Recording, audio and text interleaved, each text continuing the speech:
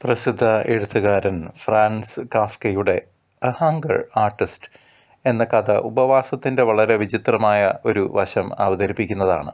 പക്ഷേ അത് നമ്മെ വളരെയധികം ചിന്തിപ്പിക്കും. ഒരു കൂട്ടിലിരുന്ന് ജനക്കൂട്ടത്തിന് മുൻപിൽ ദീർഘകാലം ഉപവസിക്കുന്നത് തൊഴിലായി സ്വീകരിച്ച ഒരു കലാകാരനാണ് ഈ കഥയിലെ കേന്ദ്ര കഥാപാത്രം.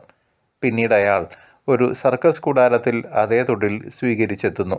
ക്രമേണ ആരും അയാളെ ശ്രദ്ധിക്കാതെയായി. ഒടുവിൽ മരണത്തിൻ്റെ നിഴൽ വീണ ഒരു വൈകുന്നേരം സർക്കസ് ജീവനക്കാർ ശ്വാസം നിലയ്ക്കാറായ ആ കലാകാരൻ്റെ അടുത്തെത്തി. അക്കൂട്ടത്തിലെ സൂപ്പർവൈസറോട് അപ്പോൾ ആ കലാകാരൻ മന്ത്രിക്കുകയാണ്, എനിക്ക് മറ്റൊന്നും ചെയ്യാൻ കഴിയാത്തതുകൊണ്ടാണ് ഞാൻ ഉപവസിച്ചത്. എനിക്കിഷ്ടപ്പെട്ട ഒരു ഭക്ഷണം പോലും ഈ ലോകത്ത് കണ്ടെത്താൻ കഴിഞ്ഞില്ല. അതിനാലാണ് ഞാൻ ഉപവസിച്ചത്. അങ്ങനെ ഒന്ന് ഞാൻ കണ്ടെത്തിയിരുന്നെങ്കിൽ എന്നെ വിശ്വസിക്കൂ, ഞാനിങ്ങനെ എന്നെ തന്നെ ഒരു കാഴ്ച വസ്തുവാക്കി മാറ്റില്ലായിരുന്നു. നിങ്ങളെയും മറ്റുള്ളവരെയും പോലെ ഞാനും ആഹാരം കഴിക്കുമായിരുന്നു. ഇതായിരുന്നു അയാളുടെ അവസാന വാക്കുകൾ. മങ്ങിക്കൊണ്ടിരുന്ന ആ കണ്ണുകളിൽ അപ്പോഴും ഒരു ഉറച്ച ബോധ്യമുണ്ടായിരുന്നു. താൻ ഇപ്പോഴും ആ ഉപവാസം തുടരുകയാണെന്ന ഉറച്ച ബോധ്യം. എന്നാൽ മുൻകാലങ്ങളിലുണ്ടായിരുന്ന ഒരു ആത്മവിശ്വാസം അതിൽ ഇല്ലായിരുന്നു. വിവിധ തരങ്ങളുള്ള ഒരു കഥയാണ് ഇതെങ്കിലും എന്തിനു വേണ്ടിയാണ് ഒരാൾ ഉപവസിക്കുന്നത് എന്നൊരു ചോദ്യം ഇത് കേൾക്കുന്ന ഏതൊരാളുടെയും മനസ്സിൽ ഉയരും. അതുപോലെ ഈ കഥയിലെ നായകന് ഈ ഭൂമിയിലെ ഒരു ഭക്ഷണത്തിലും തൃപ്തി കണ്ടെത്താൻ കഴിഞ്ഞില്ല എന്നതും നമ്മൾ ശ്രദ്ധിക്കണം. ഈ ഒരു പശ്ചാത്തലത്തിൽ നമ്മളും സ്വയം ചോദിക്കണം, എന്തിനാണ് ഞാൻ ഈ നോമ്പ് കാലത്ത് ഉപവസിക്കുന്നത്? ഉപവാസം എന്നത് കേവലം ഭക്ഷണം വേണ്ടെന്ന് വെക്കുന്നതല്ല, മറിച്ച് വിശപ്പിനെ ഒരു പ്രാർത്ഥനയാക്കി മാറ്റുന്ന വിശുദ്ധമായ ഒരു കലയാണ്.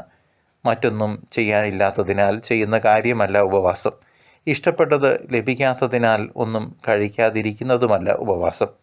നമ്മുടെ ശരീരം ഭക്ഷണത്തിനായി കൊതിക്കുമ്പോൾ ആ ശാരീരിക ആഗ്രഹത്തെ, ആ ഡിസയറെ ആത്മാവിൻ്റെ ഉണർവിനായി നാം വഴിതിരിച്ചു വിടുകയാണ് യഥാർത്ഥ ഉപവാസത്തിൽ.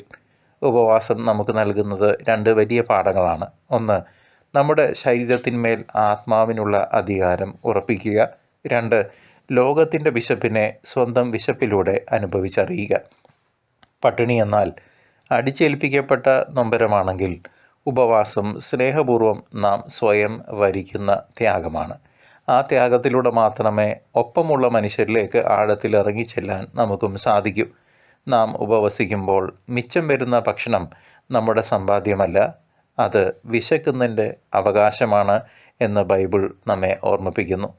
ദ പ്ലാറ്റ്ഫോം എന്നൊരു സ്പാനിഷ് സിനിമയുണ്ട്. പങ്കുവയ്ക്കലിനെക്കുറിച്ചുള്ള ശക്തമായ പാഠം ഇതിൽ കണ്ടെത്തുവാൻ സാധിക്കും. ഒരു കൂറ്റൻ ഗോപുരത്തിന് സമാനമായ തടവറ. അവിടെ നൂറുകണക്കിന് നിലകളിലായി തടവുകാർ പാർക്കുന്നു. ആ തടവറയുടെ മധ്യത്തിലൂടെ വിഭവസമൃദ്ധമായ ഭക്ഷണവുമായി ഒരു പ്ലാറ്റ്ഫോം താഴേക്ക് ഇറങ്ങി വരും.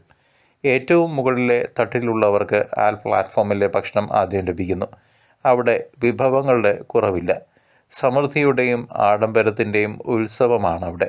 എന്നാൽ മുകളിലുള്ളവർ തങ്ങൾക്ക് ആവശ്യമുള്ളത് മാത്രം കഴിച്ച് ബാക്കി താഴെയുള്ളവർക്കായി വിട്ടുകൊടുക്കുന്നതിന് പകരം ആർത്തിയോടെ സകലതും വാരി വലിച്ച് തിന്നുകയാണ്.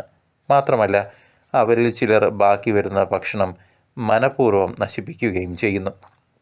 ഈ പ്ലാറ്റ്ഫോം താഴത്തെ നിലകളിലേക്ക് എത്തുമ്പോഴേക്കും പാത്രങ്ങൾ ശൂന്യമായി കഴിഞ്ഞിരിക്കും. അവിടെ ബാക്കിയാകുന്നത് ഏകദേശം ശൂന്യമായ പാത്രങ്ങളും ഭക്ഷണത്തിൻ്റെ അവശിഷ്ടങ്ങളും മാത്രമാണ്. താഴത്തെ തട്ടിലുള്ളവർ വിശപ്പ് കൊണ്ട് ഭ്രാന്ത് പിടിച്ച് പരസ്പരം ആക്രമിക്കുമ്പോഴും മുകളിലുള്ളവർക്ക് യാതൊരു കുറ്റബോധവുമില്ല. കാരണം അവർക്ക് താഴെയുള്ളവരുടെ വിശപ്പ് ഒരു പ്രശ്നമേ അല്ല. ഈ സിനിമ നമ്മുടെ ലോകത്തിൻ്റെ ഒരു ക്രൂരമായ പരിച്ഛേദനമാണ്.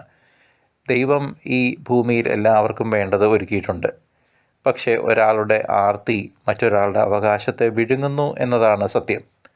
ഉപവാസം നമ്മെ പഠിപ്പിക്കുന്നത് ഈ പ്ലാറ്റ്ഫോമിലെ ആർത്തി ഉപേക്ഷിക്കാനാണ്.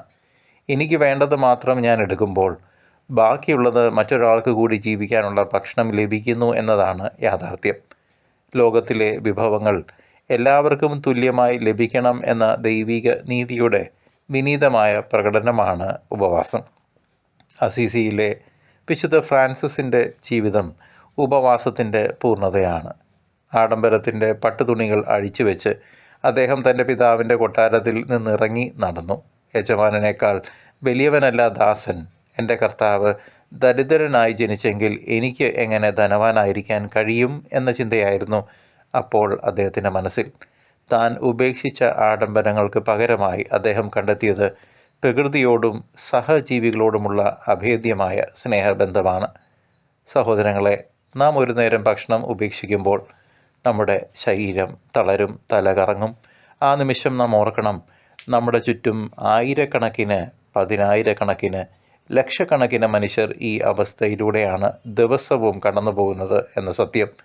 അവർ അതിനെ നോമ്പായിട്ടല്ല, നോവായിട്ടാണ് കാണുന്നത്. ഉപവാസം നമ്മിൽ ജനിപ്പിക്കേണ്ടത് അഹങ്കാരമല്ല, മറിച്ച് സഹാനുഭൂതിയാണ്. വിശക്കുന്നവൻ്റെ കണ്ണിലെ ദീനത സ്വന്തം ആത്മാവിൽ തൊട്ടറിയുന്ന നിമിഷമാണ് ഒരു മനുഷ്യൻ യഥാർത്ഥത്തിൽ ദൈവത്തോടടുക്കുന്നത്. നമ്മൾ ഒരു നേരം വിശന്നിരിക്കുന്നത് വഴി മറ്റൊരാൾക്ക് വിശപ്പില്ലാത്തൊരു രാത്രി സമ്മാനിക്കാൻ കഴിഞ്ഞാൽ അവിടെയാണ് നമ്മുടെ ഉപവാസം സ്വർഗത്തിന് പ്രിയപ്പെട്ടതായി മാറുന്നത്. നമ്മുടെ വയറിലെ ശൂന്യത മറ്റൊരാളുടെ വയറിലെ നിറവായി മാറണം. നമുക്ക് ബോധപൂർവം നമ്മുടെ ഒരു നേരത്തെ ഭക്ഷണം ഉപേക്ഷിക്കാം.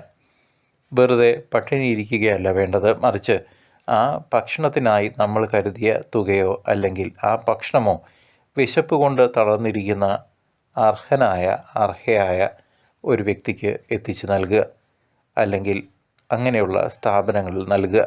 അങ്ങനെ നമ്മളുടെ ഉപവാസം അർത്ഥപൂർണ്ണമാകട്ടെ.